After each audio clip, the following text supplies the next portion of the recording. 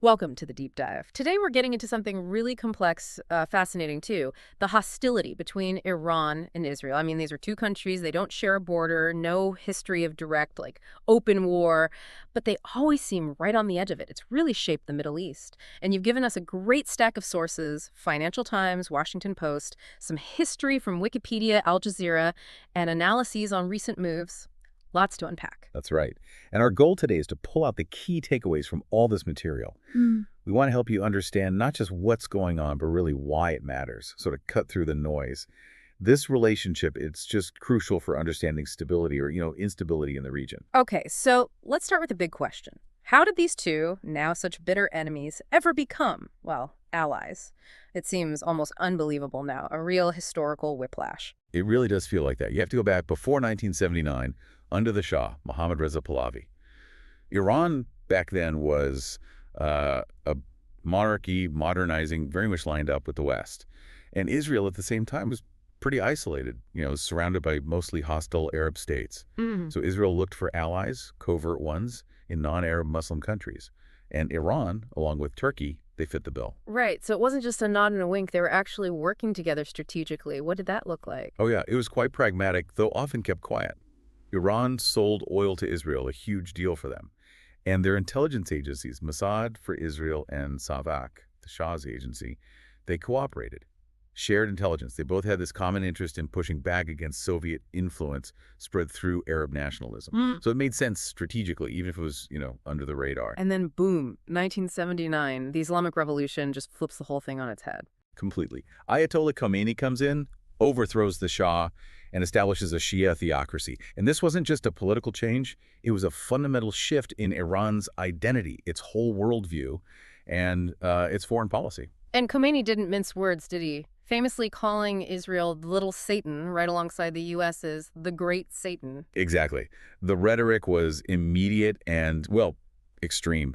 Iran cut all diplomatic ties, full stop. It rejected Israel's right to even exist and started actively backing groups fighting Israel, like Palestinian factions and emerging groups in Lebanon.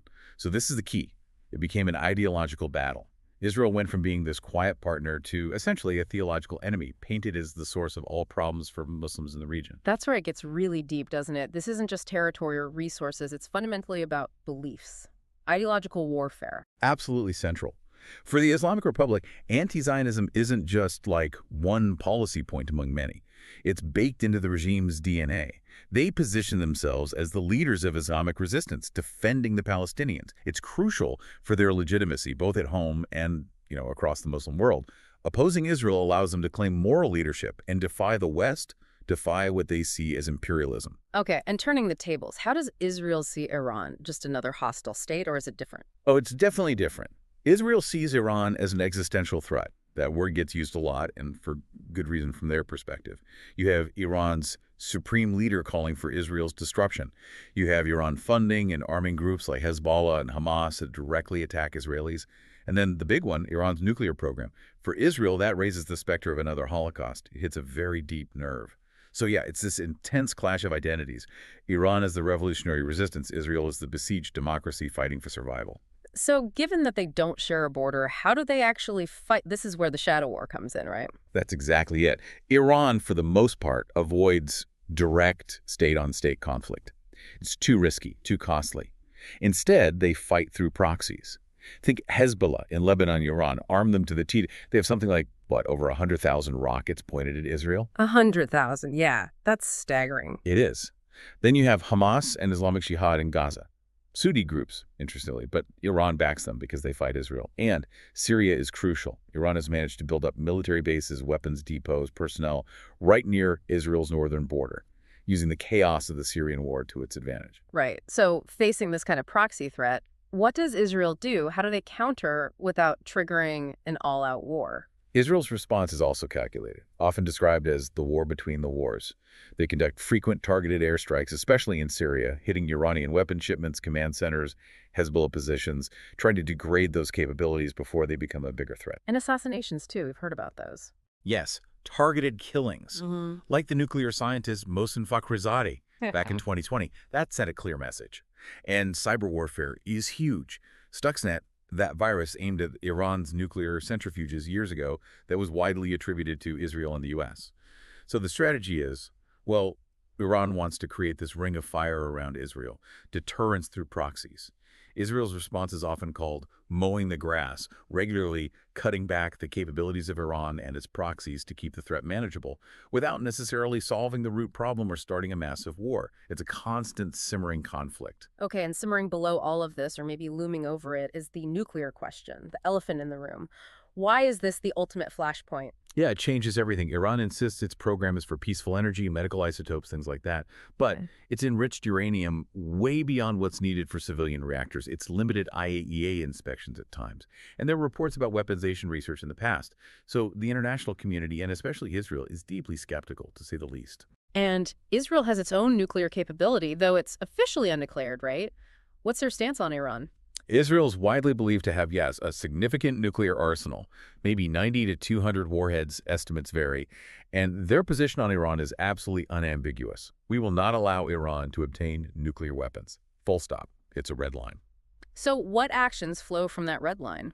Well, intense diplomatic pressure, lobbying against deals like the 2015 JCPOA. Israel was a major force pushing for the U.S. withdrawal in 2018, and it creates this really dangerous balance of fear. If Iran gets the bomb, Israel worries it'll feel invulnerable, maybe become even more aggressive with its proxies, or trigger a nuclear arms race across the Middle East. Saudi Arabia, Egypt, Turkey might want their own. On the flip side, Iran probably sees a nuclear capability, or even just the potential for one, as its ultimate insurance policy against regime change efforts, particularly from the U.S. or Israel. It really does feel like a multi-dimensional chess game, stretching way beyond just Iran and Israel. How does this play out regionally? Absolutely. It's a major geopolitical rivalry for regional dominance. Iran wants to lead this axis of resistance, primarily Shia, but also encompassing others opposed to Israel and the U.S., stretching from Tehran through Iraq, Syria, Lebanon, down to Yemen.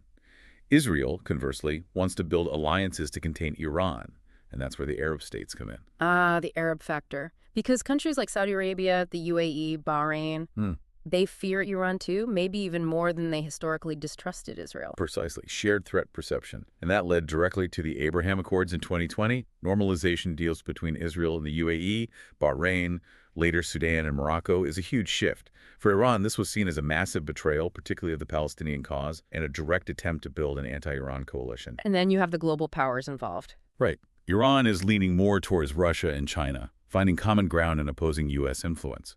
Well, Israel remains a core U.S. ally, deeply integrated with Western security structures. So you end up with this dynamic that really feels like a regional Cold War. It's got ideology, proxies, arms races, global patrons, but maybe even more volatile because of the deep religious and existential elements mixed in. It's not just about communism versus capitalism, it's deeper. And this whole volatile mix has really come to a head recently, hasn't it? Moving from shadow war to something much more direct. What have the last couple of years shown us? Things have definitely escalated. The Gaza war, starting in October 2023, was a major catalyst. Hamas attacked Israel. Iran denied direct involvement, sure, but praised the attack. And it certainly activated its regional proxies like Hezbollah and the Houthis in Yemen. But the big moment, the unprecedented one, was April 2024, that direct exchange. Exactly. That was a huge turning point. Iran launched hundreds of drones and missiles directly at Israel, from Iranian soil at first. Most were intercepted, thanks to Israeli defenses and help from the U.S., UK, Jordan, and others. But the act itself crossed a major threshold. And Israel retaliated, though seemingly in a more limited way, hitting an airbase in Iran. Yes, calibrated response. But it showed the potential for direct state-on-state conflict is very real now. The old rules of the shadow war seem to be breaking down. Right. So if we sort of pull it all together, why are they locked in this position today? You can boil it down to these opposing points. Ideology. Iran's revolutionary anti-Zionism versus Israel's identity as a Jewish state shaped by the Holocaust. Security needs. Right. Iran wants deterrence influence. Israel wants survival, military dominance. Your nuclear program. Iran says peaceful, seeks leverage. Israel sees an existential threat. No middle ground there. Regional goals. Iran pushing its resistance axis. Israel building alliances to isolate Iran. Completely opposite aims. Iran using proxies, asymmetry. Israel relying on tech, precision strikes, intelligence. And allies. Iran with Syria, Hezbollah leaning towards Russia, China. Israel deeply tied to the U.S., Europe, and now covertly or overtly with some Gulf states. Wow. Yeah, that lays it out. It really is that historical whiplash and just an incredibly complex knot. It is. It's layered. History, ideology, security fears, regional power plays. It's all tangled together. And, Yeah. understanding these layers is key, especially with so much information flying around. Critical thinking is essential. Absolutely. And thanks again for providing such comprehensive sources for us to work through today. It really helped frame this. My pleasure. And maybe a final thought for you, the listener, to chew on. How much is the internal stability of both Iran and Israel becoming tied to how this regional Cold War plays out? Hmm. Think about internal pressures, economic, social, political. How might those shape their actions towards each other going forward? Something to consider.